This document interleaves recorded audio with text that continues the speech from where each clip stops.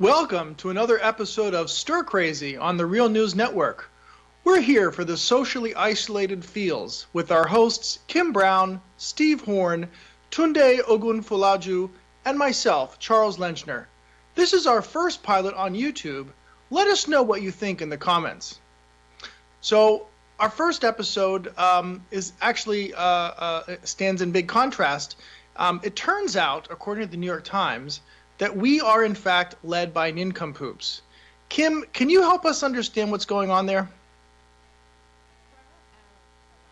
Have definitely suspected since and before Trump was elected president that his circle of advisors and people that he keeps around him are not all that bright themselves, enabling our dear leader to do and say a lot of stupid stuff. But a recent article in the New York Times really lays that out quite plainly in terms of how the Trump administration has been staffing, or rather not staffing, very key areas of the government. Now, we all know that Donald Trump is a firer. He will fire you in a heartbeat. But a lot of career government people simply left after Trump was elected because he's an idiot, right? And a lot of his policies have been extremely destructive to not just the country, but to the government as well. So the New York Times laid this out. About 80% of the senior positions at the White House below the cabinet level have turned over since Trump became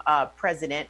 500 people having departed since he was elected, and he's on his fourth chief of staff, his fourth national security advisor, and his fifth secretary of Department of Homeland Security. Now, the Times article paid special attention to Chad Wolf, who is the acting secretary of the Department of Homeland Security, and his inability to answer very simple, pointed questions when facing a Senate committee. When he was asked by a Republican, I think it was a senator from Louisiana, John Kennedy, who asked him how many ventilators does the federal government have on hand, and he was not able to answer that, which put me back in a mindset of one of Trump's press conferences when he was asked about that exact same question: how many ventilators did we have on hand?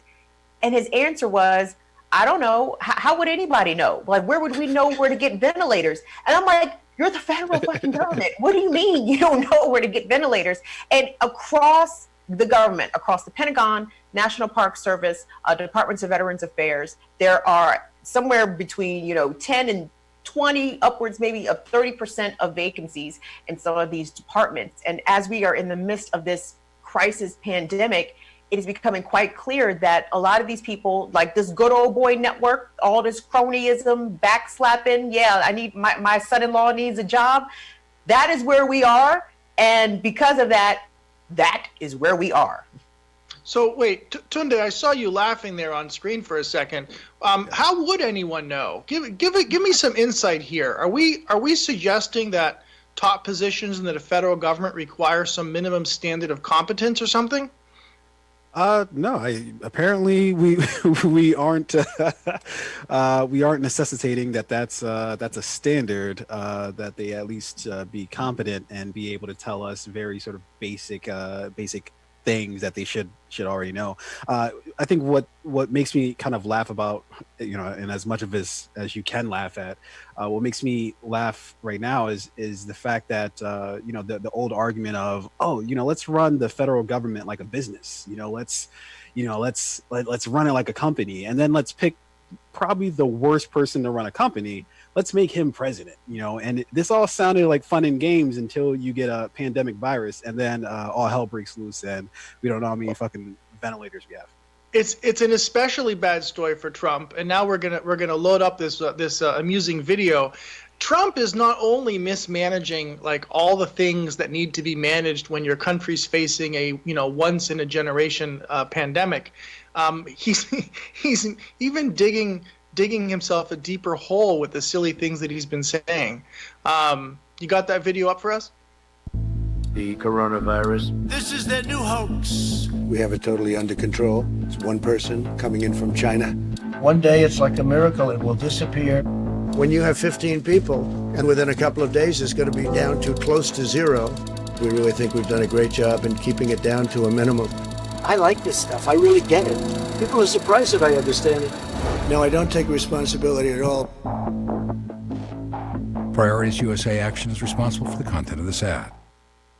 So, full disclosure, Priorities USA is a super PAC that supports the Democrat side. It is definitely not unbiased. But man, what a collection of quotes that is from the last few weeks. Tunde, help us give that some context. Yeah, absolutely. I don't know. There's really not much context you need to give it other than that's literally what Trump said.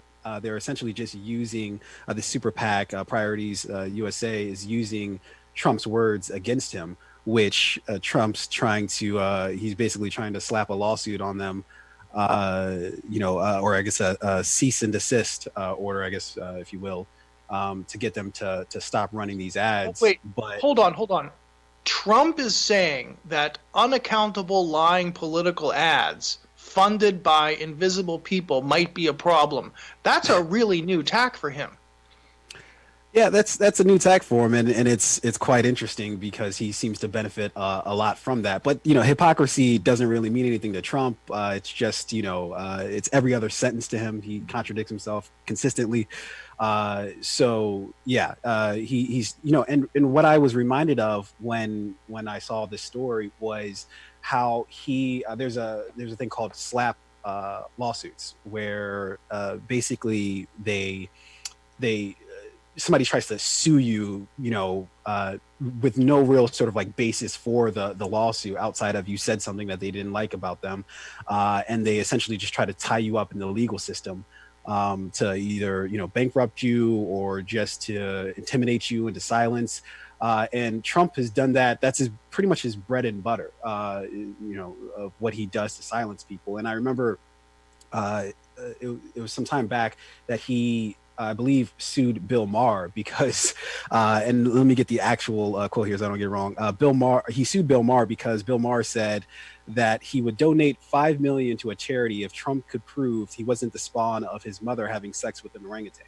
And he sued Trump for that, for $5 million. So this is nothing new to him. He'll try to use the legal system to essentially silence and intimidate others. But he's going to find that it's when you're dealing with other people with money as well, that seems like it's never ending. Well, now your trick's not going to work as well as they used to. Well, I think it might be time to cue up that reaction gift from before and point out that Trump has effectively brought the United States into #1 territory. We are, in fact, #1 in coronavirus infections. I'd like the team to chant with me. I know they won't. USA, USA. But yeah, you said we were #1. I was going to clap, but then that got me excited too. That turned sour. Yeah, we ruined the bit, but it really is.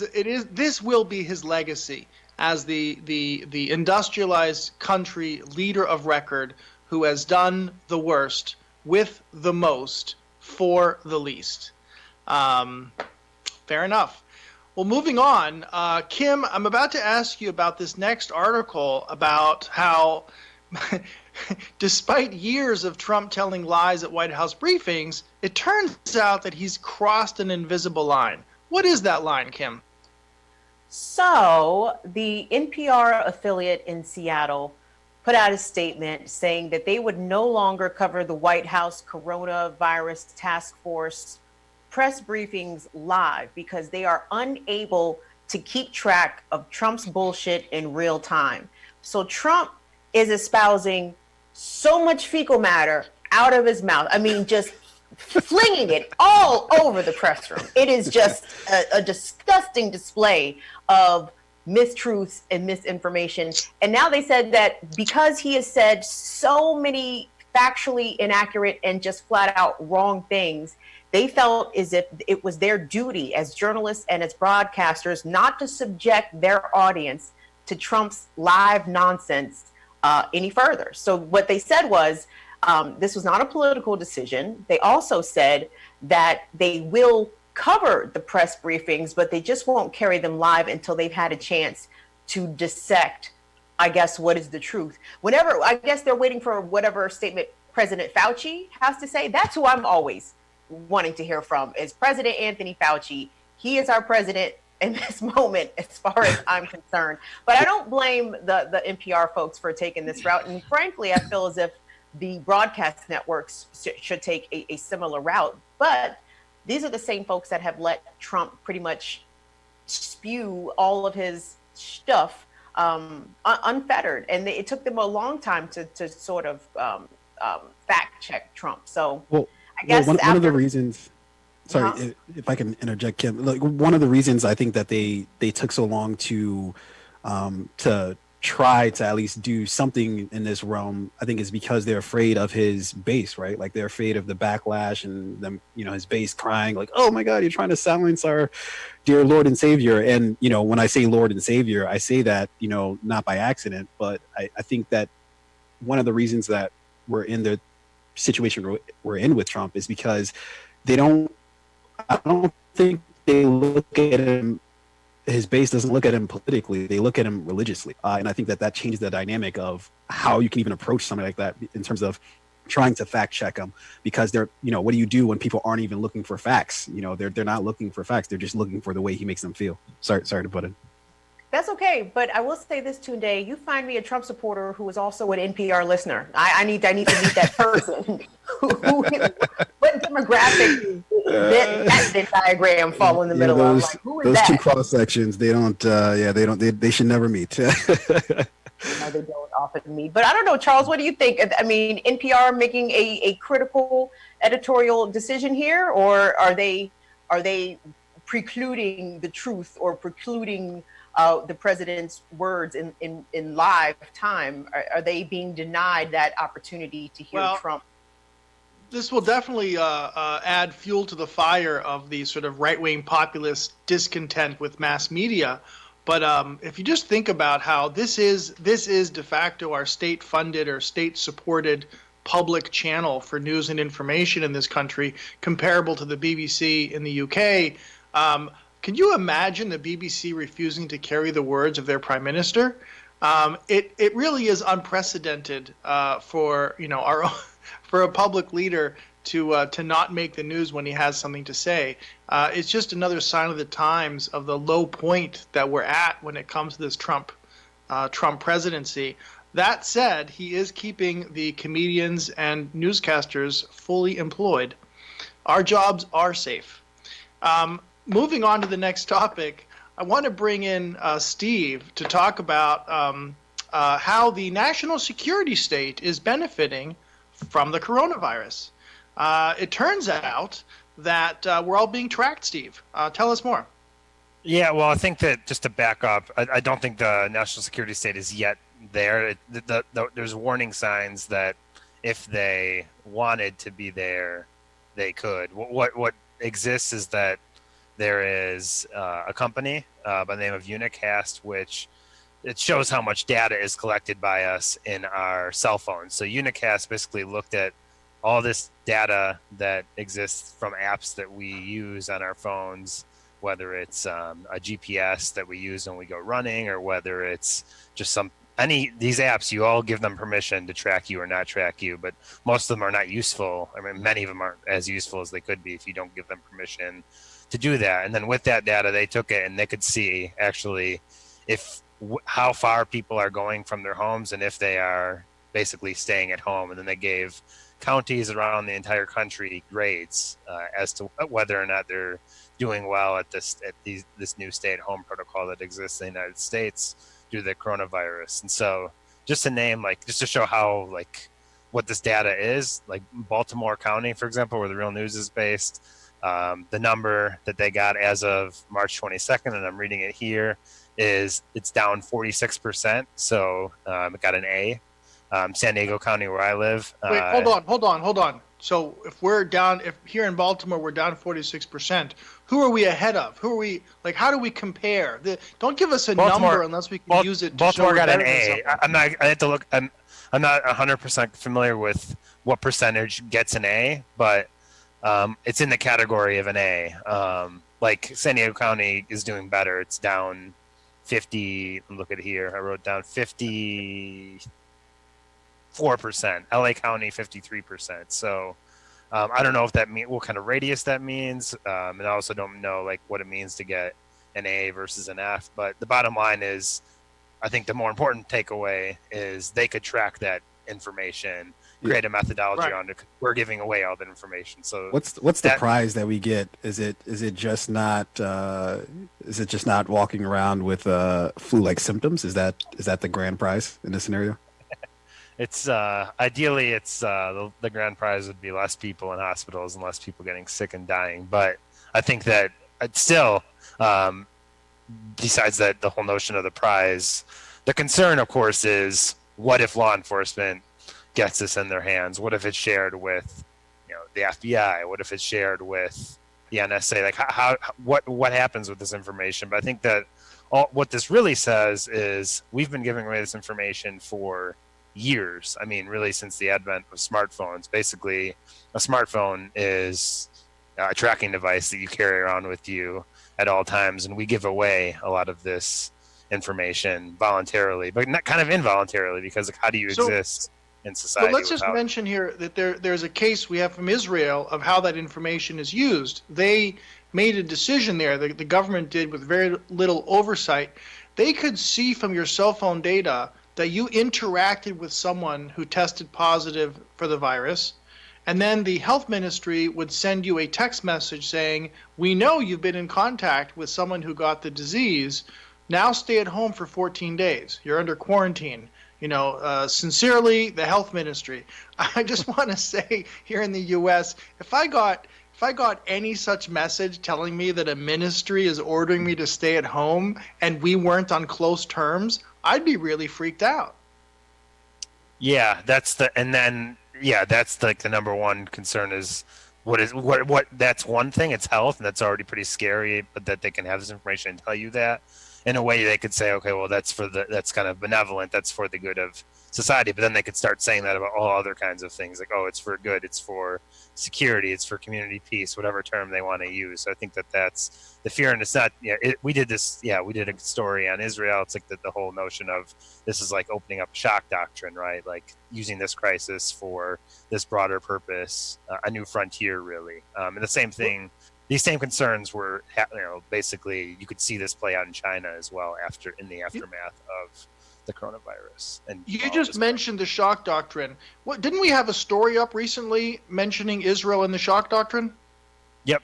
Yeah, exactly. Yeah, I think it may be the very same story that you mentioned, but that's and Netanyahu has played up this whole notion of the coronavirus to do all kinds of things that would not have been acceptable had it not been for this public health crisis. And so that's a concern that exists here as well.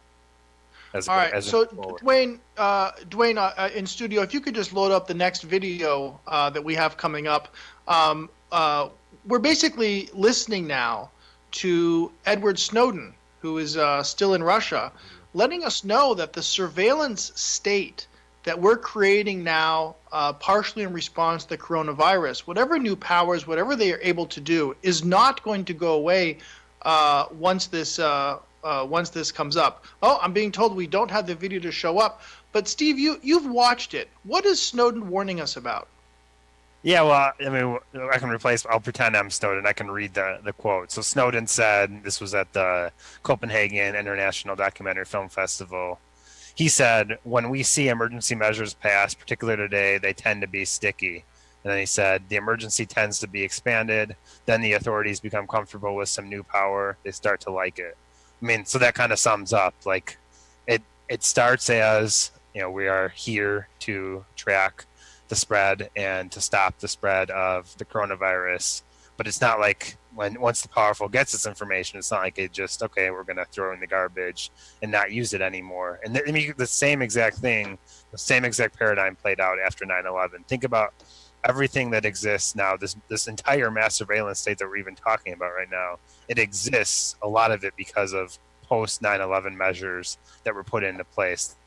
Edward Snowden became a whistleblower because of these things that we're talking about. Now we have a new crisis, and we're just starting to see some signs of what could exist in the aftermath. Once this is less of a public health crisis, but this new sort of this Frankenstein, this scientific creation that we're putting out there, what may exist long after coronavirus is solved as a public health crisis. Steve, if I can chime in for a sec, this actually reminds me a little bit of it's sort of related, but sort of loosely related. But Kim, I remember you did a story with I think it was Brandon Soderbergh about spy planes, and I guess one of the main tent poles of that was that some of these procedures or some of these technologies that are being used, they're being used for basically citizens only, and the moment that it flips and it can be used against any sort of governing body, that's the moment that's, oh, wait, we can't use this. This is not permissible to be used. Let's back up from this. This is crazy. Why are we doing this? So that's what I was reminded of when I looked at the story. Yeah. Go ahead, Kim. No, I was going to say, you're right, Tunde. Brandon Soderbergh has been reporting about the Baltimore surveillance plane that is that's going to fly again very soon in the coming months, starting this summer. I think they're actually going to launch several planes in the air, if I have that right. I think I read that recently in the Sun. But long story short is the surveillance plane is supposed to fly over the city and collect lots of information. It can collect images, 30 square miles of the city. It has, almost a dozen cameras on the plane, and it's collecting all this data. Well, when the plane was flying over the city and no one knew it, it was not public knowledge.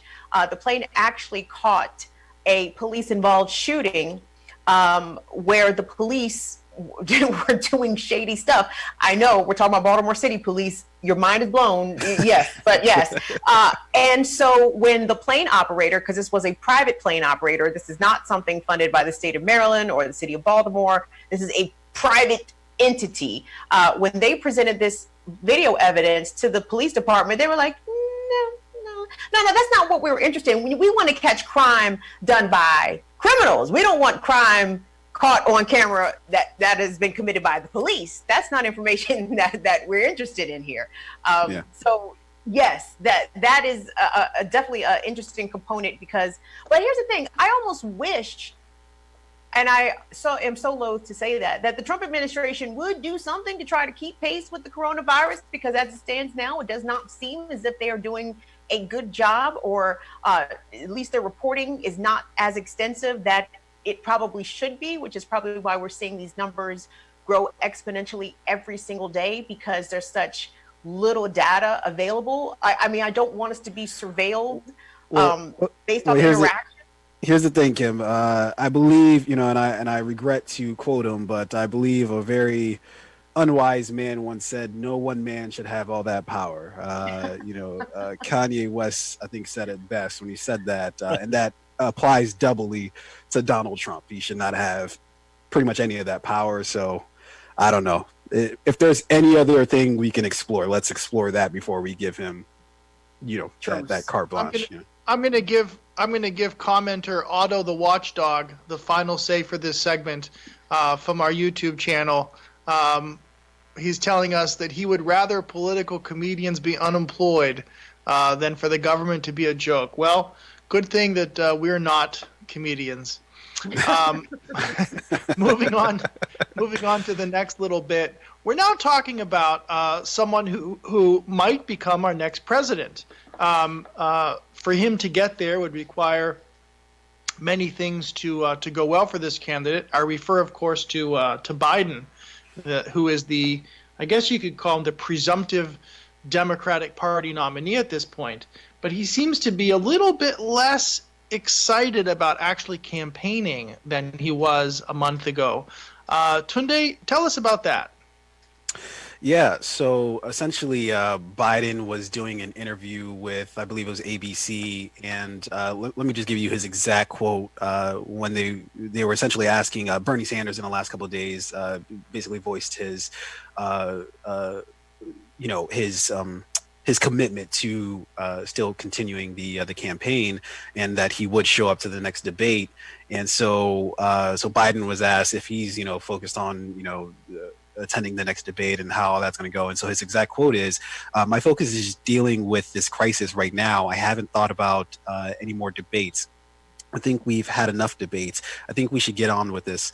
And so, yeah, Biden is pretty much, he's just pointing it to his stopwatch. He's saying, guys, like, let's wrap the show up. Let's get this show on the road. I think when he first entered the race, it was sort of almost like the arrogance that I think Hillary had in 2016, which is like, guys, why are we even have like a campaign? Like, why do we have to do this? Like, let's just wrap this up. We all know I'm going to be the nominee. And that's been his attitude pretty much from the start. And, that has been sort of, rebuffed, since obviously, the last few Super Tuesdays that we've had. And yeah, it's just this sort of we call him the presumptive nominee, and I think that he's thought that pretty much the entire campaign. Right. So, he also thinks Massachusetts governor, I think his name is Charlie Baker. He called him Charlie Parker, like 2 days ago. Now, I can appreciate Charlie Parker as much as the next person, but Charlie Parker is not the governor of Massachusetts. Well, I tell you what, his campaign wants nothing more, and the coronavirus is both a gift and a curse for them, right? They want nothing more than to basically just tie this bad boy up in a bow and mail it in. But what this causes now is he has to be in the camera a lot more than he would like to, right? So if everything was proceeding as normal, there was no coronavirus, and he was on this role that he's on, I don't have to do interviews. No, I just show up Super Tuesday to give a 5-minute speech, and we're done. On to the next Super Tuesday, So yeah, it's and his inability to actually speak, and unlike Sanders, Sanders has been doing these sort of like roundtables about the coronavirus, and he's been out in the public eye trying to sort of show that he's presidential, or not even just show that he's presidential, but he's giving off big presidential energy, as you might say. But Biden is, and while Biden, his whole thing is I'm presidential, and I have what it takes to beat Trump, and kind of his whole thing is showing that he can do it. But really, this is exposed just the opposite, which is when everybody needs him the most, when you need some deep thinkers, when you need somebody to really be out in the public eye, like not unlike Andrew Cuomo from New York. Biden's nowhere to be seen, and then when he does pop on the scene, he gives these weird interviews where he's kind of bumbling through it, and yeah, it's just it's not a good look, and it doesn't jive with his whole theory about electability. Well, all I can say is if they really do want to make sure he shows up to the next debate, there's a very simple answer, and that's really, really good smelling hair for the moderators of the debate. I think that ought to cover it. Yeah. We're gonna move over to a very related topic, and we're gonna have Steve Horn here as our respondent. Isn't it odd that Joe Biden has been accused of rape and the media won't cover it? That seems like an odd thing to happen during a presidential campaign where such serious allegations are made, and there's a story. And I want to shout out to Katie Halper, who actually interviewed the woman in question for an hour, very illuminating interview. But I just can't get over the fact that this is not getting even remotely the coverage that it deserves. Steve? Yeah, well, just to preface it with saying that these are very serious allegations, and Katie Halper, I think that it's worth everyone listening to that. The woman who says that Joe Biden did these things to her was also on the Hill this morning, and so you can listen. Guests can listen. Anyone listening to me talk can listen to those to hear her in her own words say what happened. But I just want to say that I think that there's a very important article that came out in The Intercept yesterday that explains that the Time's Up Legal Fund, which is Time's Up is the group that started in the Me Too movement, and Time's Up is to hold people who did serious Me Too type allegations legally accountable for what they did. I believe that they were instrumental in the downfall, for example, of Harvey Weinstein, among other titans in these industries who were credibly accused of these Me Too type actions. And basically what happened is this woman, Alexandra Reed, who says Joe Biden did these things to her, she went to the Time's Up Legal Fund and told them what happened. But it turns out that the Time's Up Legal Fund in the public relations realm is represented by a firm called SKDK Knickerbocker. And that is a firm that's run by a woman by the name of Anita Dunn. Anita Dunn is the communications director also, drum roll please, of Joe Biden. So there's a conflict of interest in the group itself. And then on top of that, Anita Dunn was President Obama's communications director in his White House. Her husband, just take it one step further, Robert Bauer, he was Obama's, not only his personal attorney, he was the White House legal counsel. So there's a lot of ties that would be a conflicts of interest of the group that's supposed to hold people, potentially like Joe Biden and others legally accountable, or at least like take these claims seriously. There are serious conflicts of interest that exist that basically what happened is they just said, we looked into it and we're not going to do anything with it. And that's what the Intercept story is all about. Right. So I think that it'll be interesting how or if it plays out from here. But yeah, like you said, the only people covering this right now are those in the alternative media. This has gotten zero mainstream media. I mean, The Hill is a little bit of an in-between sort of thing. I would be curious if it gets any play from here. And the last thing I will say, just to show these conflicts of interest, is CNN, one of their, like a person they have these voices on both sides, Republicans and Democrats. A regular voice on CNN on the Democratic side is a woman by the name of Hillary Rosen. She also works at the firm and as like an executive at the firm, SKDK Knickerbocker. So there's all kinds of conflicts of interest, like, talking about media, one of the major media outlets and broadcast media. And we're talking about within like the public relations firm that's representing the legal effort for the Me Too movement. Right. Well, there's something to be said here that the press gives a lot of attention. The mainstream press gives a lot of attention to the, perfectly reasonable and above board conflicts between Democrats and Republicans. But it gives far too little attention to the fact that, this country has a ruling class that shares power and is complicit in many of the worst things that happen. And this is an example where we can see sort of the mechanics of how the elites in media and politics and the nonprofit world and the movement world, sometimes they exist to cover for each other as opposed to making sure that an issue is aired properly.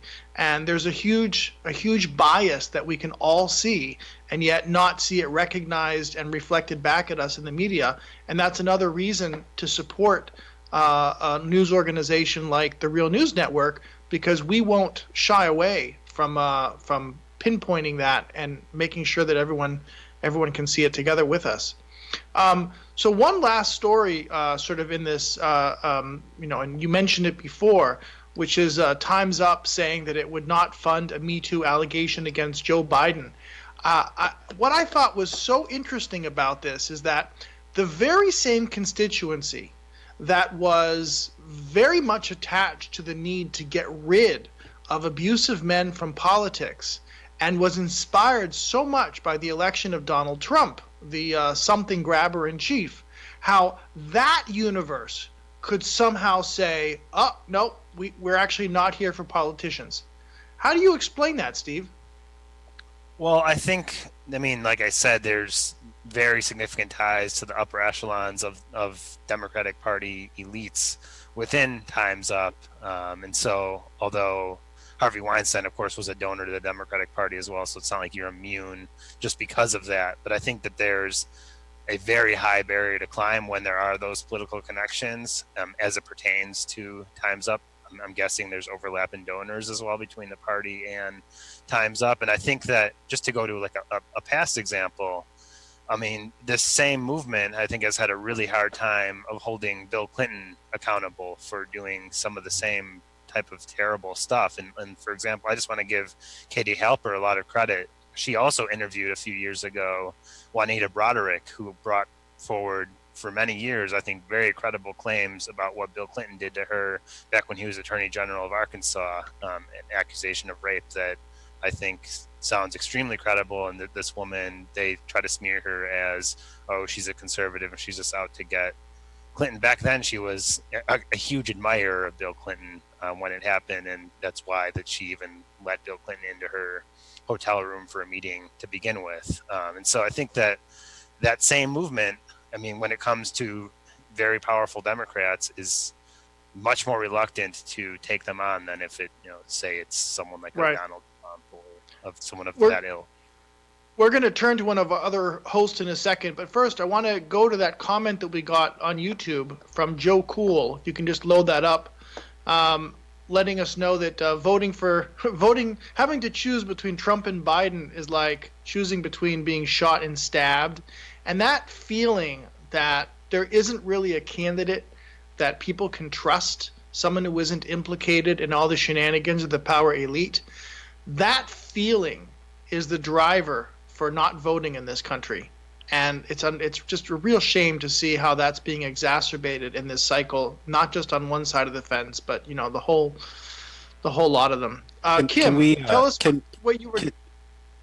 Before we do that, Charles, can we go around the room here? Can we? What would everybody rather, shot or stabbed? What's the consensus? Stabbed with a butter knife. That sounds awful. Kim? Shot in the head. Yeah, quick and easy, right? Just get it out of the way. That's right. Don't feel a thing. Yeah, I'm gonna go with half of each. Just shoot me in the shoulder and stab me in the thigh, and then we can call it wraps.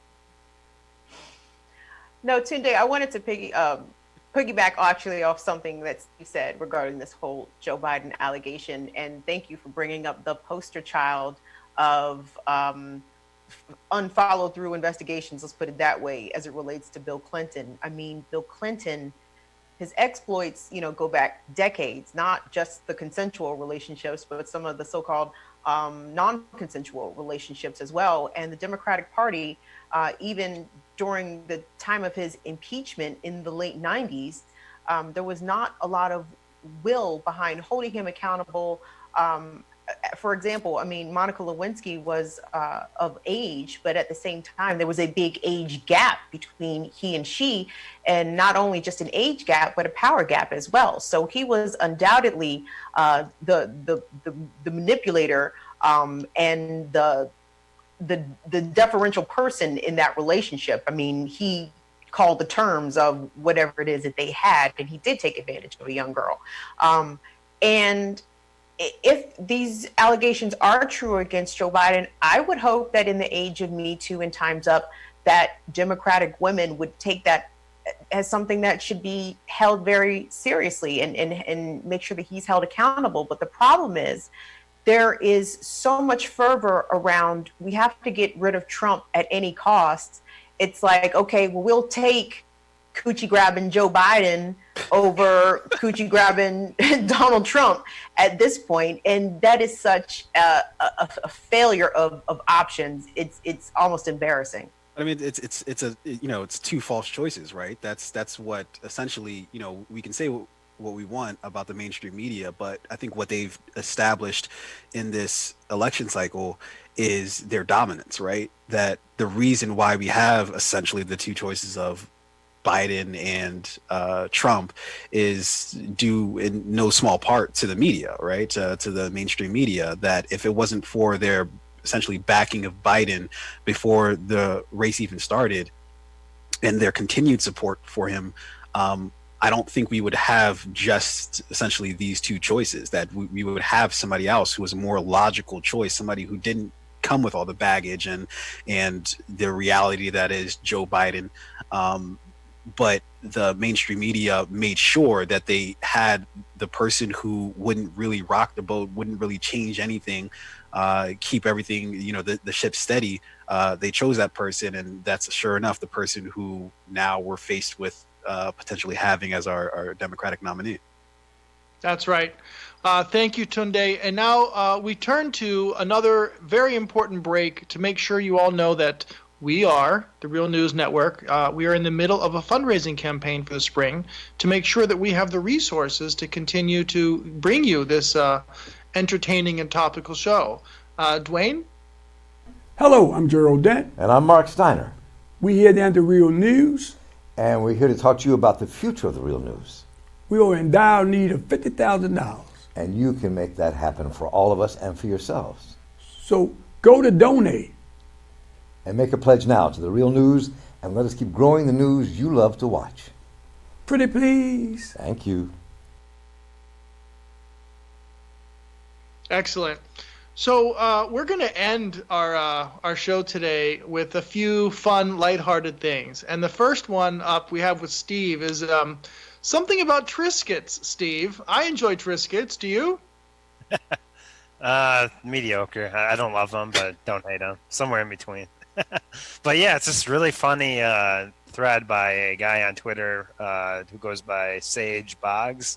And basically, I don't know if it's because he was bored because of being under quarantine and just was looking to kill some time and learn some kind of niche history. But basically, what he did was sort of ask the question, like, why is it called a Triscuit? And the assumption is basically, well, you have the word, the letters TRI at the beginning, so maybe it's because there's 3 letters of wheat, and therefore that's why. And actually, that's not the reason why. Even though the Triscuits are known for being thick, he kind of extensively did research, looked at old advertisements, and came to the conclusion that actually the TRI stands for electricity.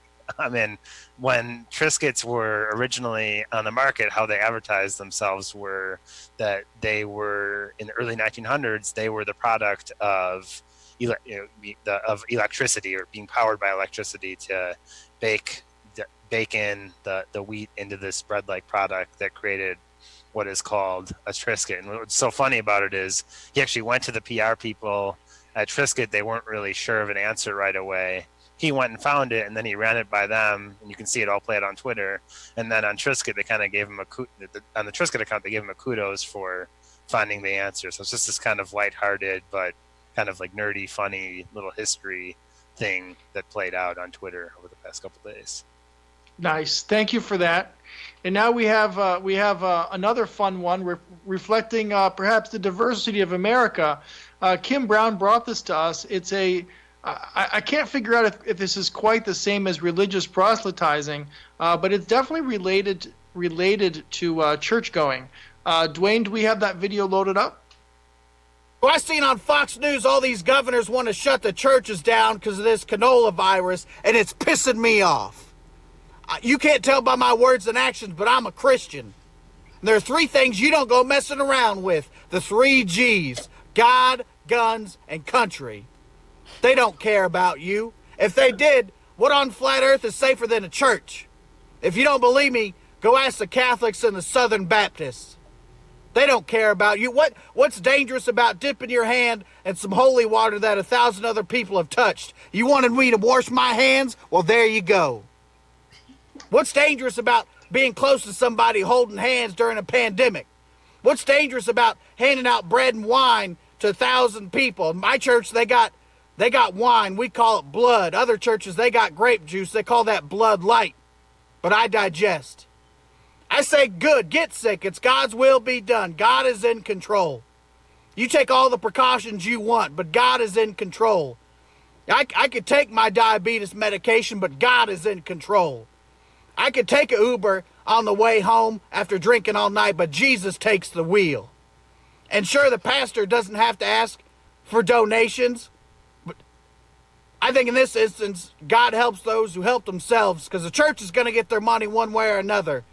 A church is the original GoFundMe. They're going to call, text, email, start an OnlyFans account. They don't give a damn. They're getting their money.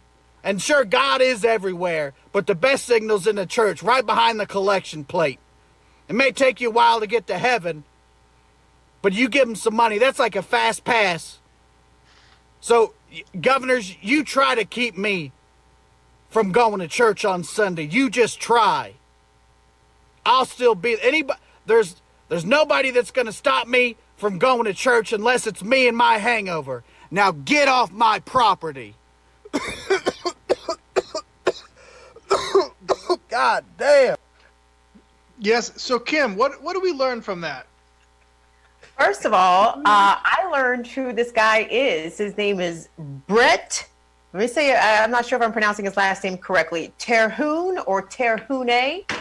He's a comedian, and I had to watch this a couple times to make sure that he was kidding, because he was making a lot of points that we hear espoused by anti-vaxxers, flat earthers, Trump supporters, conservatives in general. But if you listen, he was actually extremely clever in how he delivered what he was saying. He said, you know, what on God's flat earth?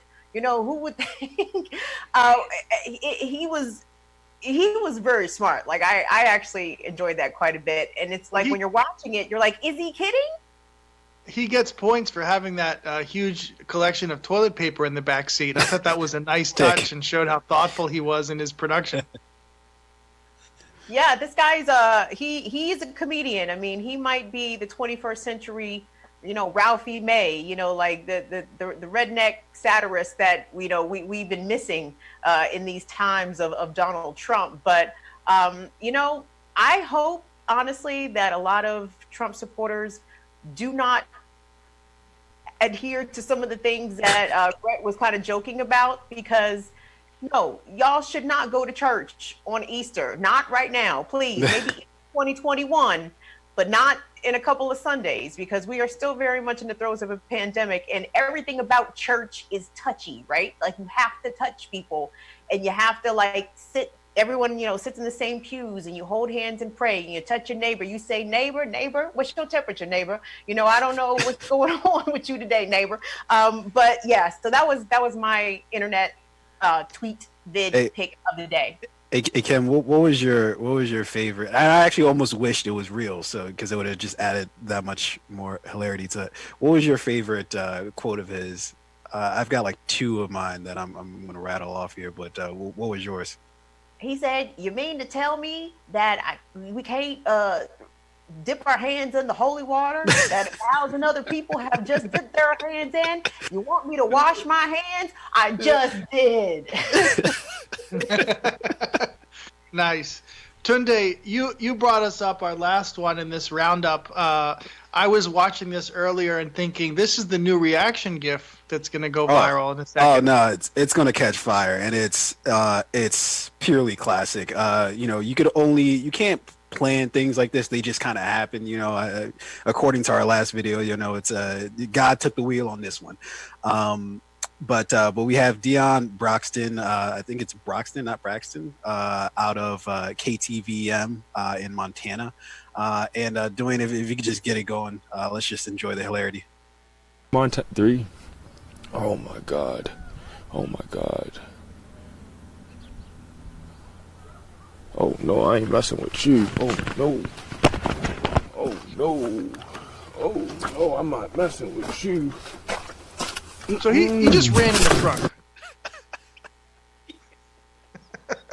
But see, Tuesday, there were so many subtleties about that video, because clearly his reaction to seeing the bison like move in his direction, and it's the side eye, the realization. And here's my favorite part. He goes, no. Oh my God. Oh my God, I was crying for like 5 minutes straight the first time I watched the video. Oh, it's hilarious. Now, of course, we're in the time of Corona, so you know we got nothing short you know of endless Corona related memes off of this. But one of my favorites was, and it has his reaction as a GIF, and it says, "When I see someone cough in the grocery store," and that's I'll be damned if that's not exactly how you would look at somebody in a grocery store. I've been there, I've been to the grocery store I think twice since we've been on this quarantine, and yeah, it's exactly that. You just. But here's the thing, though. Don't you guys remember over the summer the videos coming out of like Yellowstone National Park and like Arcadia National Park of people getting too close to the bison and the bison charging them? Yeah, and, like, it was like tossing them up in the air? Wasn't there one where somebody was like in their car and they were just like, I don't know, I forget what they were doing, but they were filming it, and then like the bison just come up to the car and started like ramming the car. Yeah, I remember that. And I think he might have seen the same video because he got out of there lickety split. It was there was like there was no kind of like alternative decision making process. Doing, I don't know if we can see the B-roll of it, but he just keeps side eye like he looked like he was making like a business decision. He was like, I know I might get fired, but also there's these bison. I think that we're going to end in a second, but I think that look captured how we're all feeling, knowing that we're facing this pandemic with Trump as the chief executive. And with that, I want to say thank you to my co-hosts. We've had Kim Brown, Steve Horn, Tunde Ogunfulaju, and myself, Charles Lenchner. Thank you so much to Dwayne Gladden making this possible, and for James Daly on the backup with the social media. And I'll see everyone later. Thank you. Can we do one more thing? I'm sorry not to cut you off, but a quick shout out to everyone that's going to be tuning in today. You have to watch the Police Accountability Report right here on YouTube on the Real News channel, Real News YouTube channel, hosted by Taya Graham, Stephen Janice, Police Accountability Report. Y'all tune in. Thank you. Can we drink now?